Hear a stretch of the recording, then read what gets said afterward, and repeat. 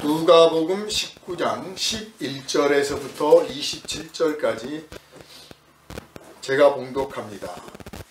그들이 이 말씀을 듣고 있을 때 비유를 더하여 말씀하시니 이는 자기가 예루살렘에 가까이 오셨고 그들은 하나님의 나라가 당장에 나타날 줄로 생각함이더라. 이르시되 어떤 귀인이 왕위를 받아가지고 오려고 먼 나라로 갈 때에 그 종 열을 불러 은화 10문화를 주며 이르되 내가 돌아올 때까지 장사하라 하니라. 그런데 그 백성이 그를 미워하여 사자를 뒤로 보내어 이르되 우리는 이 사람이 우리의 왕됨을 원하지 아니하나이다 하니 귀인이 왕위를 받아가지고 돌아와서 은화를 준 종들이 각각 어떻게 장사하였는지를 알고자 하여 그들을 부르니 그 첫째가 나와 이르되 주인이여 당신의 한 문화로 10문화를 남겼나이다. 주인이 이르되 잘하였다 착한 종이여 네가 지극히 작은 것에 충성하였으니 10고을 권세를 차지하라 하고 그 둘째가 와서 이르되 주인이여 당신의 한 문화로 5문화를 만들었나이다. 주인이 그에게 이르되 너도 5고을을 차지하라 하고 또 한 사람이 와서 이르되 주인이여 보소서 당신의 한 문화가 여기 있나이다. 내가 수건으로 쌓아두었었나이다. 이는 당신이 엄한 사람인 것을 내가 무서워함이라. 당신은 두지 않은 것을 취하고 심지 않은 것을 거두나이다. 주인이 이르되 악한 종아 내가 네 말로 너를 심판하노니 너는 내가 두지 않은 것을 취하고 심지 않은 것을 거두는 엄한 사람인 줄로 알았느냐. 그러면 어찌하여 내 돈을 은행에 맡기지 아니하였느냐.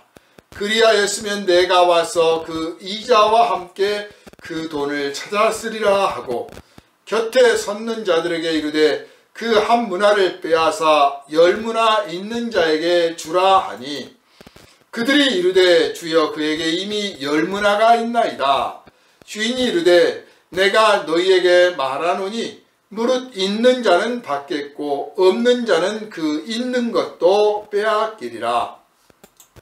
그리고 내가 왕됨을 원하지 아니하던 저 원수들을 이리로 끌어다가 내 앞에서 죽이라 하였느니라. 아멘.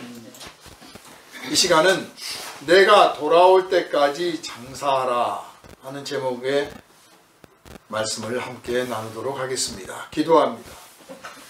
살아계신 하나님, 우리를 구원하시고 우리를 붙드시며 인도하시고 깨우쳐 주시고 새롭게 하시며 성령의 충만함을 받도록 성령을 부어주시는 살아계신 하나님, 이 시간 새해 첫 주일을 맞아 하나님께 영광을 돌리는 가운데 주께서 허락하신 영생의 말씀을 듣게 되었사오니 오직 성령께서 감화하시고 감동하시며 지혜를 주시고 지식을 더하시고 우리의 믿음을 붙잡아 주시고 우리의 생각과 뜻을 주님의 뜻에 온전히 굴복시켜 순종케 하여 주셔서 하나님께 영광을 돌리게 합당한 결단과 하나님이 부어주시는 능력을 받아 새롭게 변화되어 2025년 한 해를 하나님 기쁘시게 받으시는 성령의 열매가 풍성히 맺는 한 해의 첫걸음을 내딛게 하여 주시옵소서.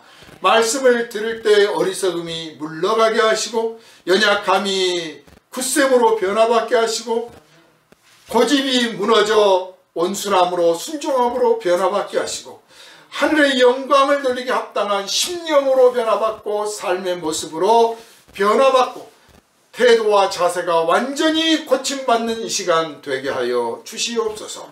우리를 원하신 예수님 이름으로 간절히 기도하옵나이다. 아멘. 할렐루야. 아멘. 오늘 말씀의 이제 배경을 보면 그 유명한 삭개오 이야기 있지요.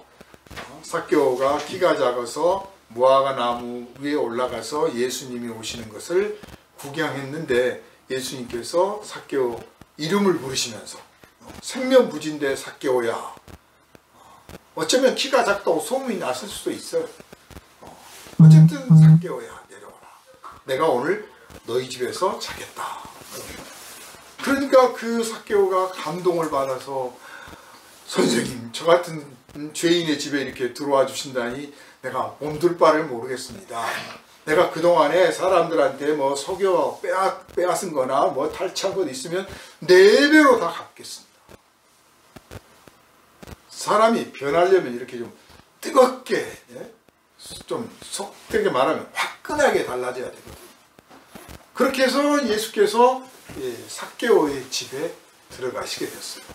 그런데 알다시피 이 삭개오가 살고 있는 곳은 예루살렘 성에서 가까운 곳이에요. 예루살렘 입구에 있는 이제 작은 위성 도시라고 할 수 있죠. 거기를 지나가면 예루살렘에 들어가는 거예요.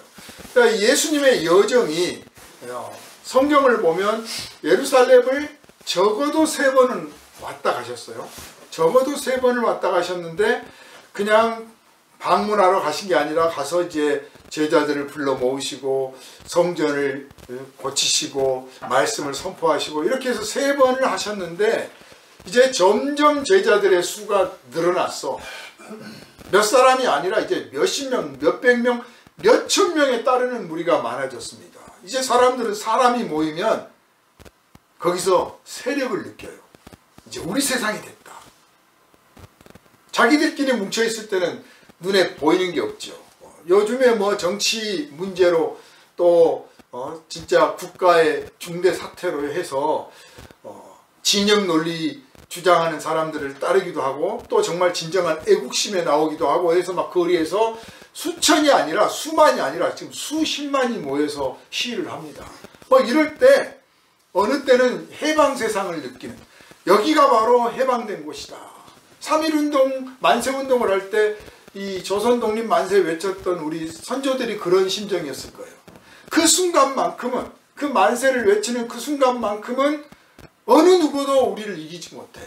그런 해방감들을 느낄 수가 있거든요. 이게 군중 심리 속에 포함되어 있는 겁니다.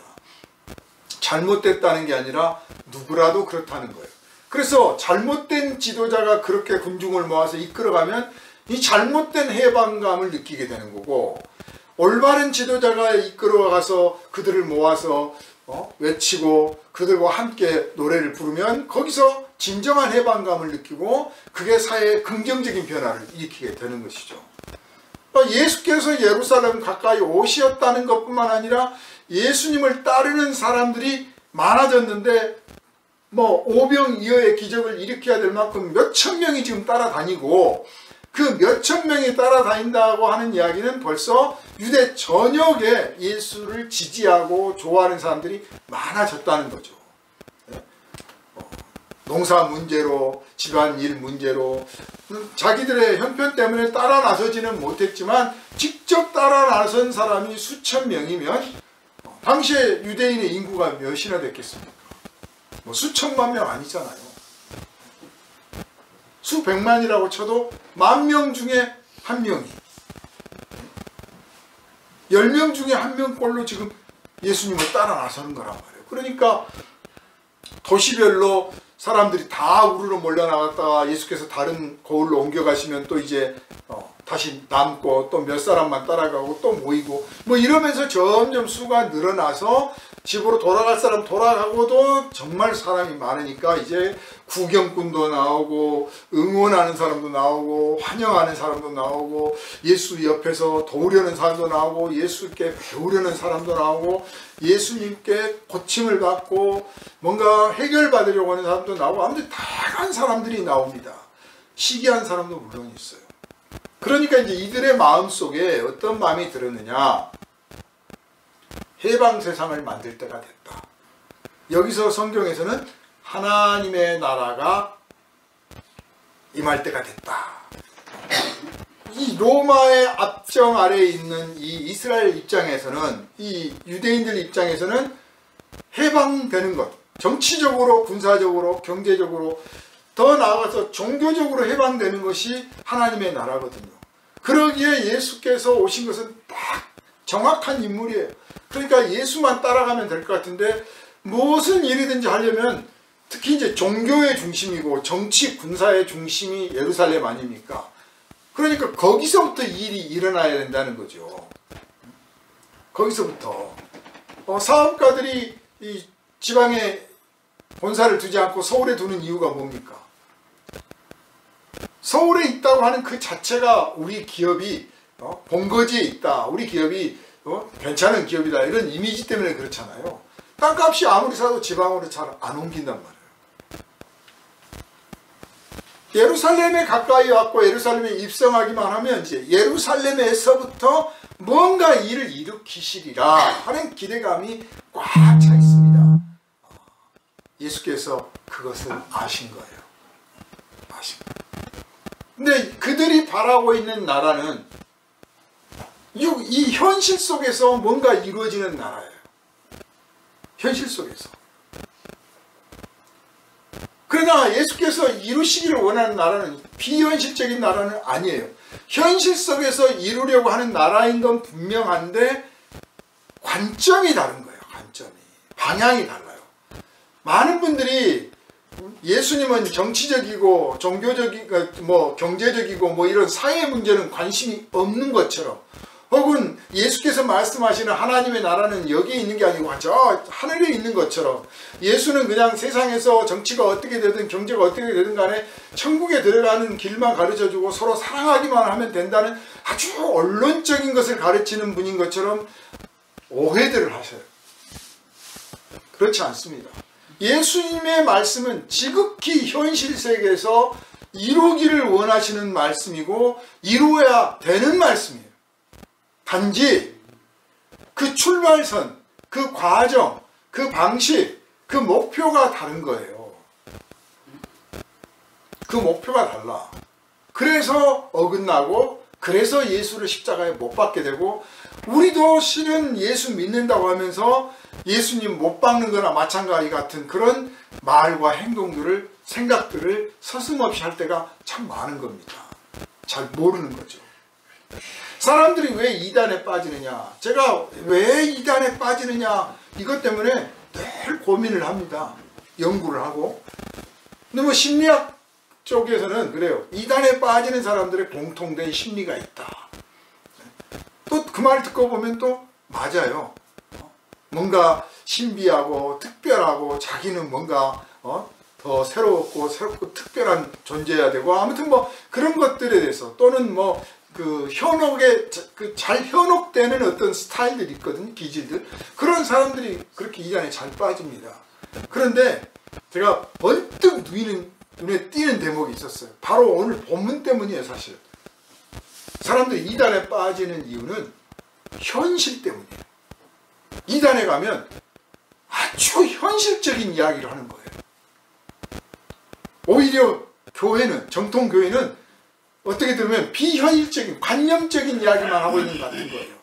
그냥 하나님 안에서 서로 사랑하시고, 실현할 수도 있을 것 같기도 하고, 어려울 것 같기도 하고, 알 것 같기도 하고, 모를 것 같기도 하는 막연한 같은 이야기만 계속 늘어놓고 있다면, 이단은 이거 하면 이거 나오고, 이거 바치면 저거 나오고, 이렇게 해야 하나님이 뭘 주시고, 아무튼 아주 지극히 현실적이고, 또 예를 들거나 뭐를 갖다가 끄집어내는 것도, 봐라 기도했더니 이렇게 병이 낫고, 봐라 헌금했더니 이렇게 잘 되고, 봐라 이거 믿으니까 천국 가고, 이런 식으로 아주 현실에 있는 것들을, 그럴듯한 것들을 갖다가 막 끌어맞추는 거죠.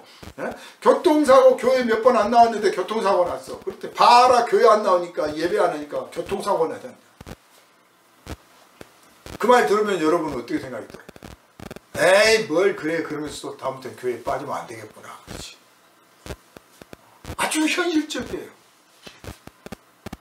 근데 여러분 교회 몇 번 빠졌다고 하나님 벌 주시겠어요? 그러면 아멘 하면서 그래 다음 주에 빠져야지. 그러지. 그리고 뭔가 박력이 없어. 현실적이질 않아. 이건 믿어도 그만, 안 믿어도 그만인 것 같아.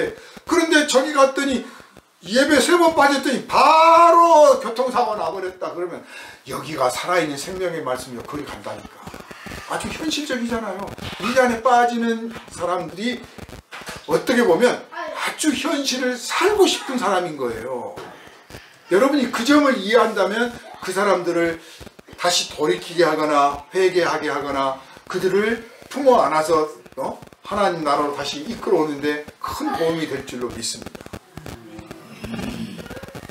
자, 예수님을 따르고 있는 이 사람들은 자, 예수님 옆에 있으니까 지금 관점으로 말하면 정통신앙인가요? 여러분은 어떻게 보십니까? 예수님 곁에서 지금 예수님 옆에서 오병이어 기적도 체험하고 예루살렘이 가까우니까 하나님의 나라가 곧 올 것 같다라고 지금 믿고 있는 이 사람들은 지금의 관점, 우리 관점으로 봤을 때 정통신앙인 것 같아요? 이단인 것 같아요?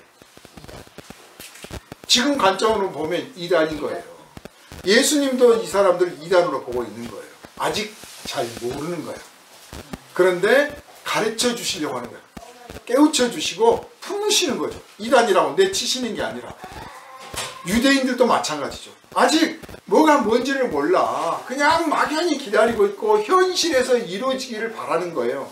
그런데 이루어지기는 이루어지는데 이 사람들은 그걸 믿지도 않고 원하지도 않고 알지도 못하는 일들이 이루어지고 또 그것들을 믿고 그것들을 가져야만 진짜 자기들이 원하는 진짜 완성된 것을 얻을 텐데 그걸 모른단 말이에요. 그래서 또다시 가르쳐 주실 필요가 있었습니다.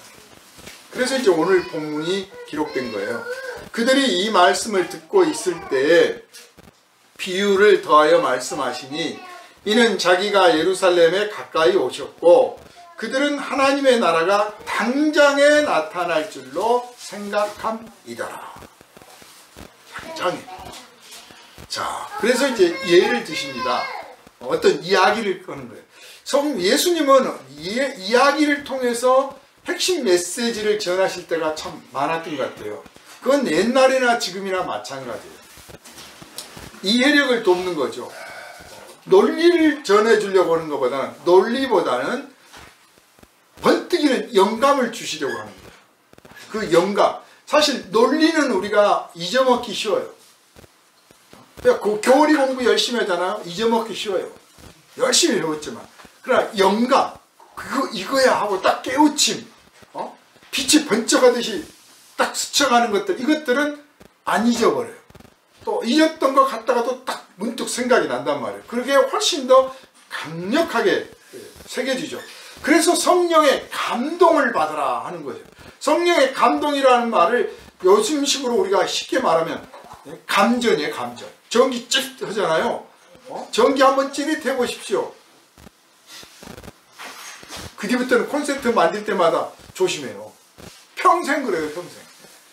성령의 감동을 딱 받으면 전기가 찌릿하듯이 번쩍 내 마음에 감동이 전율이 온단 말이에요. 이거 안 잊혀지는 거예요.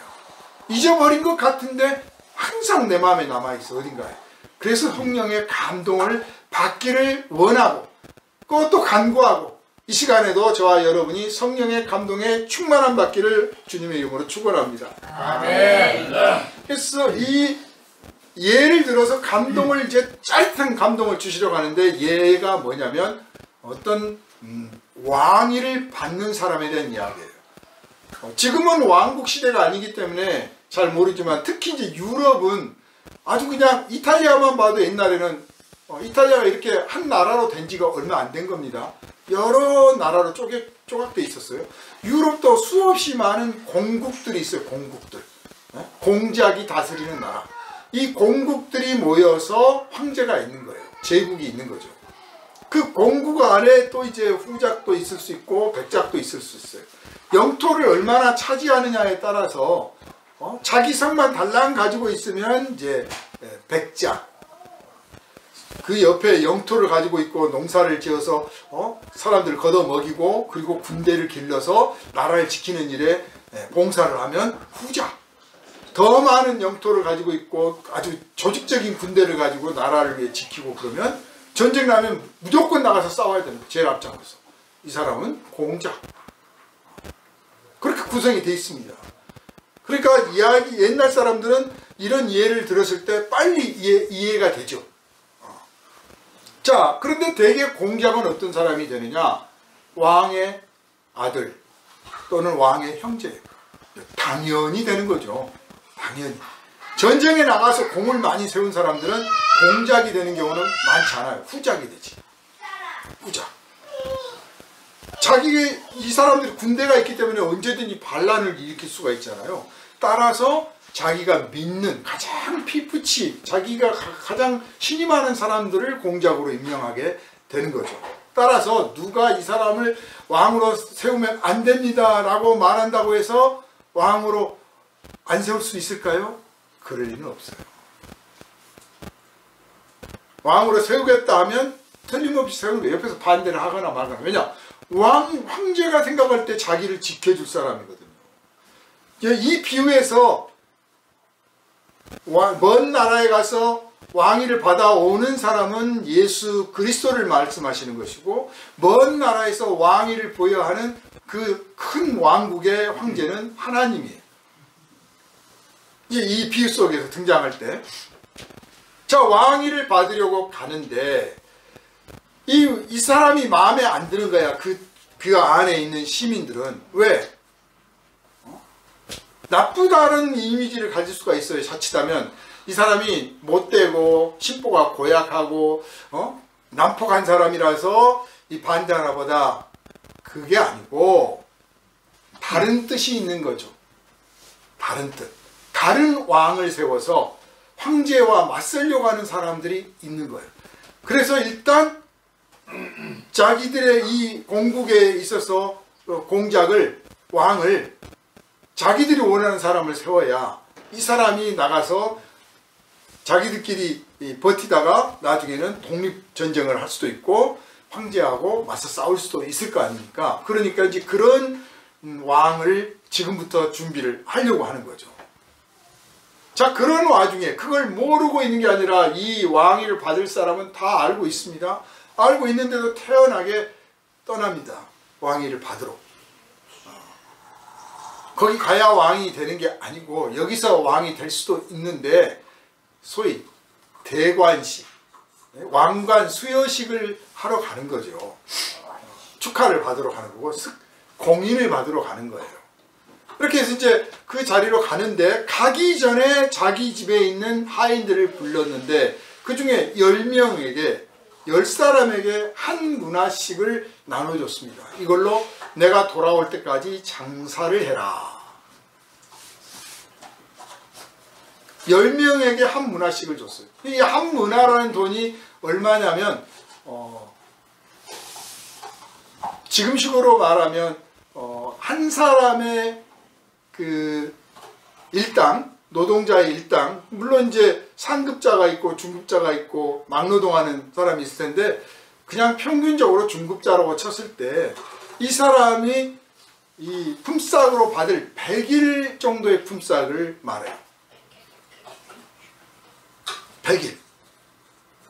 그러니까 굉장히 많은 돈이죠.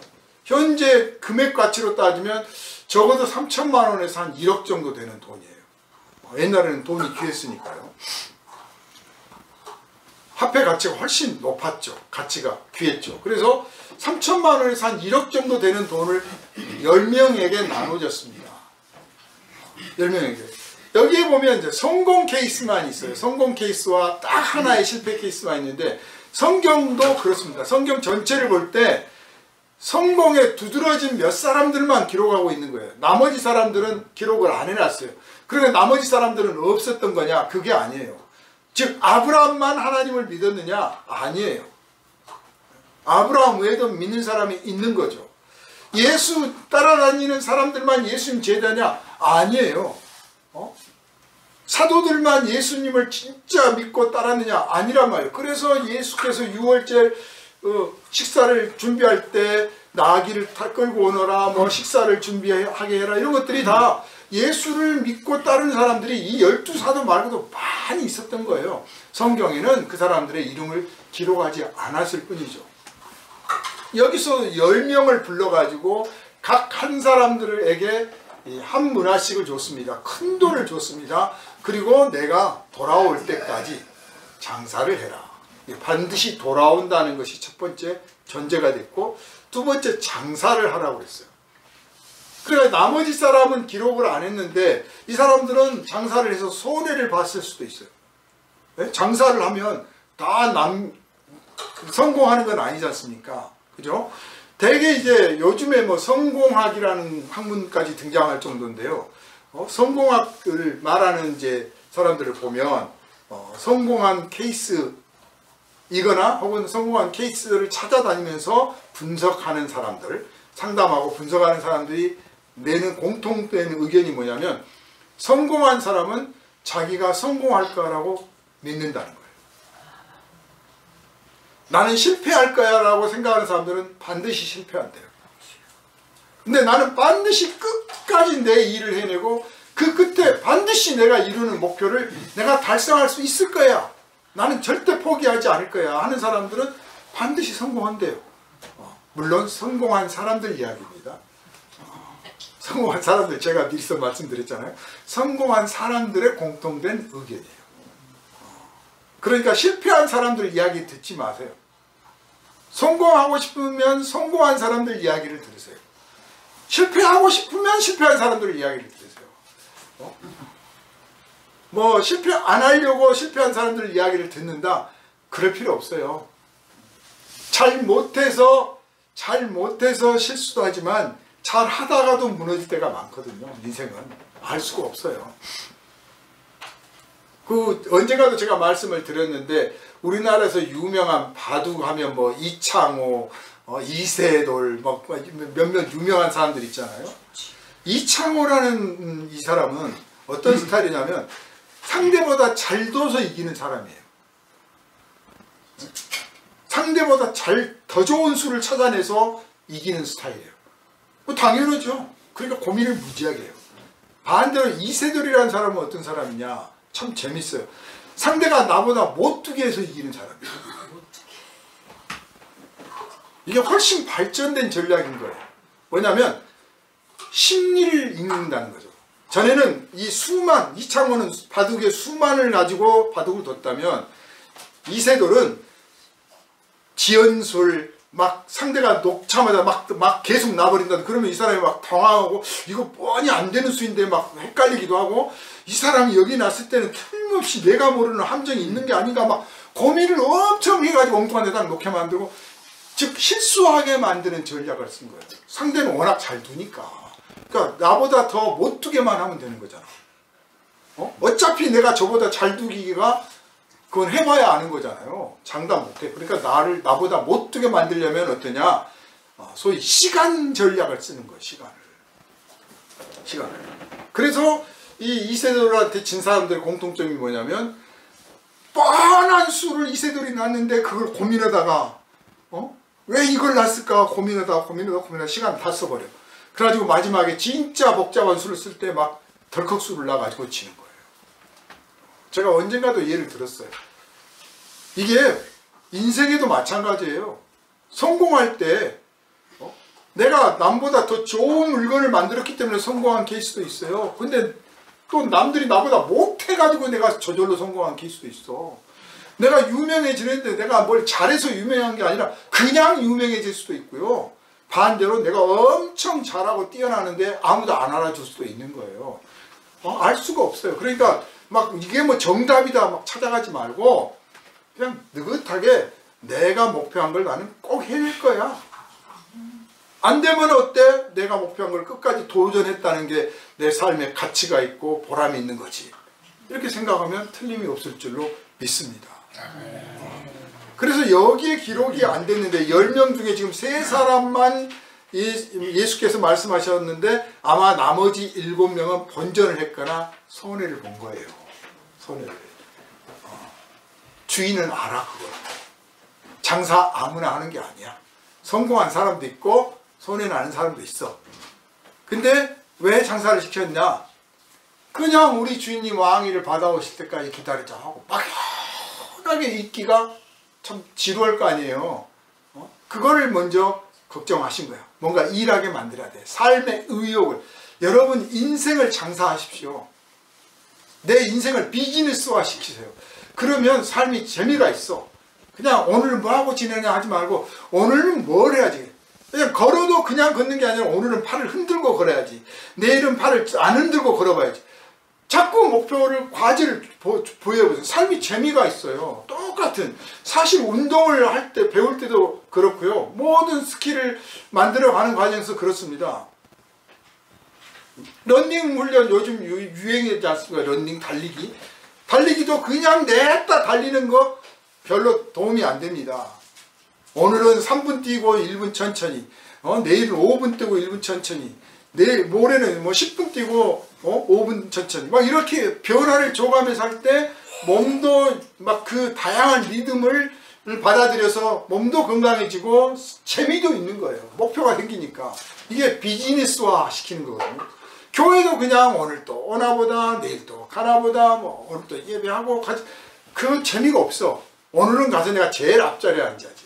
내가 오늘은 내가 찬송가 찾아가지고 내가 제일 먼저 불러야지. 아니면 내가 오늘 특송 한번 하겠다고 해야지.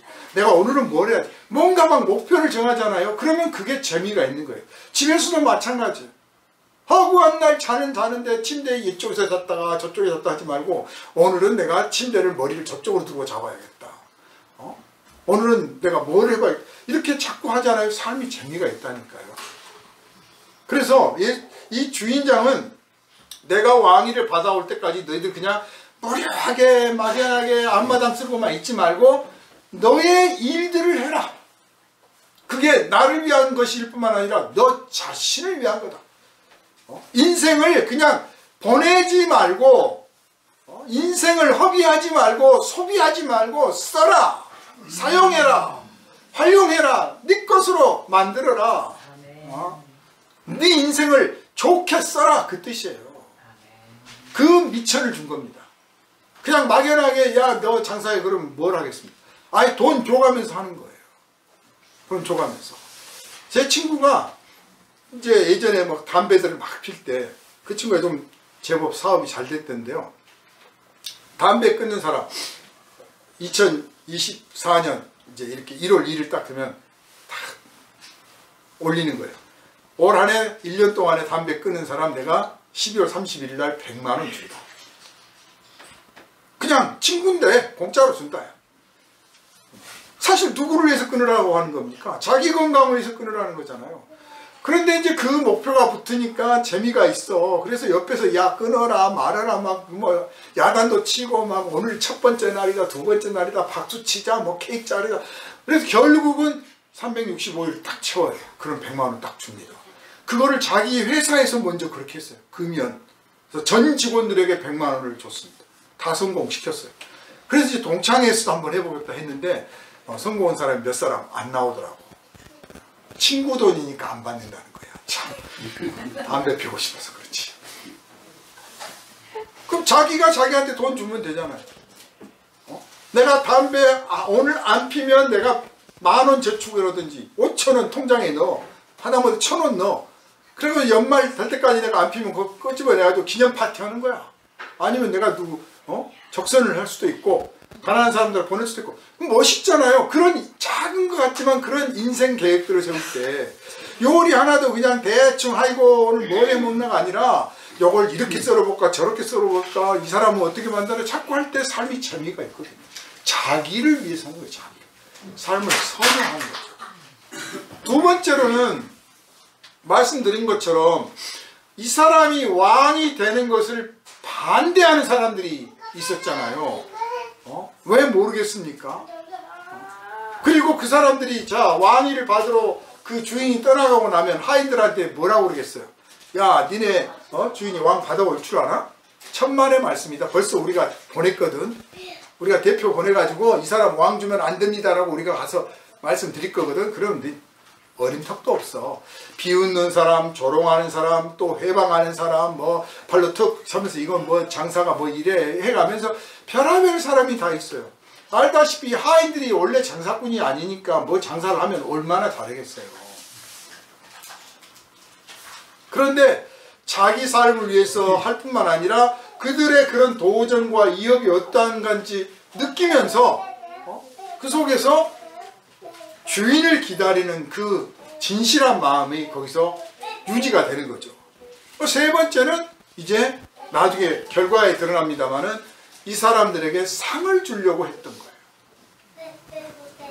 상을 주는데 그냥 똑같이 돌아왔으니까 똑같이 10명씩, 자 10명 불러가지고 10명한테 너는 요만큼 너만큼 똑같이 10등분의 1 이렇게 하면 공평할 것 같잖아요.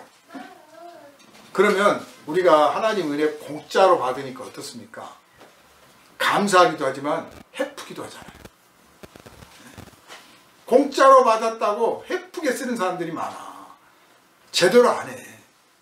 그래서 뭔가 조금 공로를 세우고 우리가 기도할 때까지 기다렸다가 기도를 막 엄청 해야 고쳐주시고 기도를 엄청 막 부르짖고 해야 세워주시고 하신 이유가 우리를 괴롭히려고 한 게 아니고 뭐 조건부가 아니고 그렇게 해야 그 은혜를 간직하고 지키고 감사할 줄 알거든요. 그래서 이 사람들에게 장사를 시켜서 상을 주시려고 한 목표인 거예요. 상을. 뭔가 공로를 인정해주고 싶은 거야. 그냥 나 기다려줘서 고맙다를 넘어서서 칭찬거리를 만들고 싶어요. 하나님은 여러분 이걸 잊지 마세요. 하나님은 우리에게 칭찬거리를 주기를 무지무지하게 원하세요. 매일매일 매 순간순간 우리를 칭찬하고 싶어서 너 이거 하면 어떨까? 너 이거 한번 해봐라 하는 정말 많은 기대감을 가지고 있어요. 이걸 우리가 느끼고 내 자신에게 적용하면 내 삶이 막 힘있게 나가는 거예요. 크리스찬의 공통된 특징이고 영성이에요. 기독교인의 영성이란 뭐냐? 하나님의 은혜를 바라고 하나님의 은혜를 믿음으로 삶에 진취적이고 도전적이고 모험적이고 충만한 은혜를 나누기를 원하는 거예요. 상을 받기를 원하는 거예요. 이러다가 뭐 천국 가면 그만이지 뭐 이게 아닌 거예요. 그냥. 그래서 이제 맡겨놓고 갔습니다. 그리고 가서 뭐 이 사람 왕 되면 됩니다 안 됩니다 별 사람들이 다 있었지만 황제가 누굽니까? 자기가 가장 신이 많은 사람에게 왕위를 맡기잖아요. 가장 신이 많은 사람이 옆에서 누가 말한다고 해서 눈 하나 깜짝 안 해. 웃기는 소리 많아요. 여러분 우리의 기도가 하나님께 상달되는 이유가 예수의 이름으로 예수 안에서 예수 은혜를 받아서 하나님께 드림으로 사탄 마귀가 중간에 우리의 기도를 흐트리고 뺏고 뭐 하나님 앞에 방해를 하고 심지어는 하나님 앞에 가서 참소를 합니다. 저 사람이 얼마나 게으르고 못되고 불순종하고 한 명도 전도도 안 하는데 왜 저 사람 기도 들어주십니까? 고자질을 해도 쓸데없는 소리 마라. 내가 사랑하는 사람이다 하고 기도를 들어주신 줄 믿으시기를 바랍니다. 아멘. 그래서 왕위를 받아가지고 왔어요. 딱 보니까 누구나 그렇잖아요.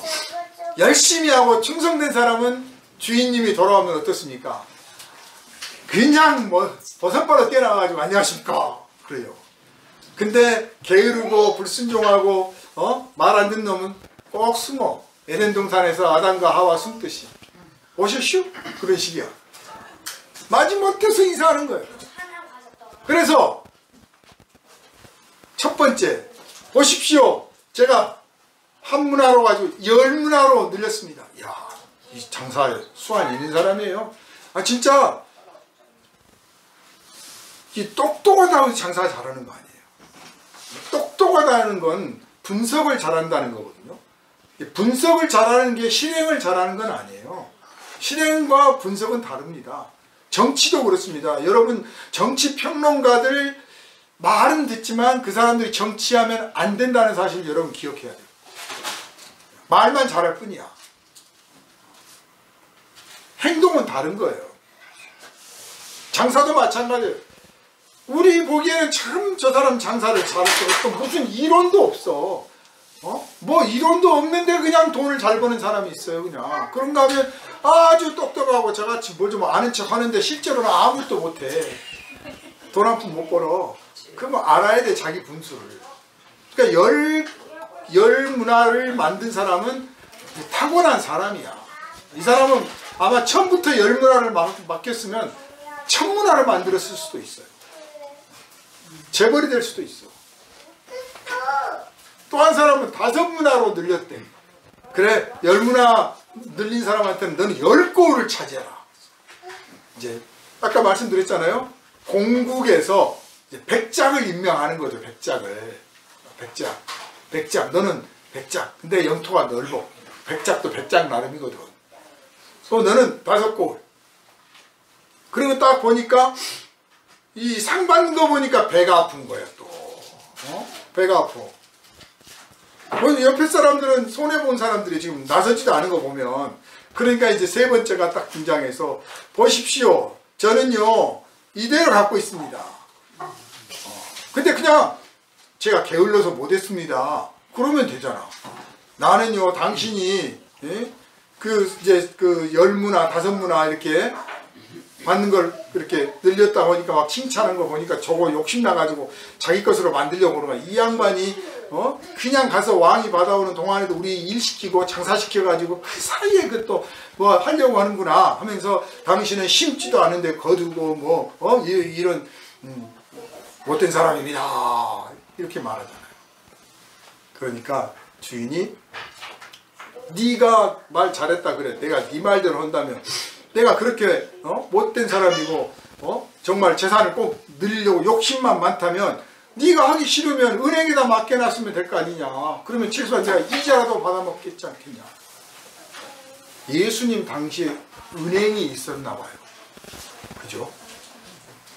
유대인들이 세계적인 부자가 많이 나온 이유가 아주 옛날부터, 이때부터 은행이 있었다니까요. 돈놀이를 알았어. 돈놀이를 안다는 이야기는요, 돈의 귀함을 안다는 거예요. 그리고 돈을 현실적으로 쓸 줄 안다는 거예요. 이 현실적으로, 아까 제가 2단 이야기도 현실 문제라고 했잖아요. 여러분이 현실에 눈을 뜰 때 진짜 살아있는 신앙이 되는 거거든요. 돈도요, 현실적으로 눈이 딱 뜨지만, 아, 이게 돈이구나 알아요. 그 눈을 뜨는 때가 있어.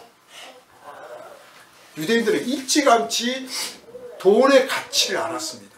그래서 은행을 만들고 이자를 받았어요. 참 생각지도 못한 제도죠. 그런데 유대인들은 또 자기들끼리는 이자를 못 받겠어. 유대인끼리는. 그러니까 이방인들한테 받는 거죠. 유대인들이 이방 지역에 가서 이방인들한테 돈 놀이를 해요. 왜 안 맡겠냐 은행에다. 꾸짖습니다. 그리고는 쟤한테 그 있는 저 한 문화를 뺏어다가 저 제일 많이 번 사람한테 줘라. 아니 저 사람 이미 10문화가 있는데 또 주세요. 있는 자는 더 많이 받고 없는 자는 빼앗기리라. 여기서 있는 자 없는 자 무슨 뜻일까요? 처음을 기억하십시오. 처음 각 사람에게 한 문화씩을 줬어요. 이 한 문화를 줬다는 것은 똑같은 은혜를 주셨다는 거예요. 예수가 우리를 위해서 십자가를 질 때 어떤 사람한테는 2인분으로 지신 게 아니고 다 똑같은 1인분으로 똑같은 구원의 은혜를 베풀어 주셨다 그 말이에요. 똑같이. 그런데 그 은혜를 받아서 내가 이런 은혜를 받았으니 어떻게든 사람들한테 은혜를 베푸는 사람이 돼야겠다. 은혜를 베풀려고 하니까 은혜를 베풀 게 많아. 알고 보니까 나눠 먹을 것도 많고 내가 돈을 벌어도 은혜를 베푸는 데 쓰려고 해. 물론 내 곳간이 빌 수도 있어. 그렇지만 아끼질 않아. 왜냐? 애초에 내 거 아니었거든. 그런데 반대로 내가 은혜를 받기는 받았지만 이것마저 잃어버리면 나는 어떻게 되냐.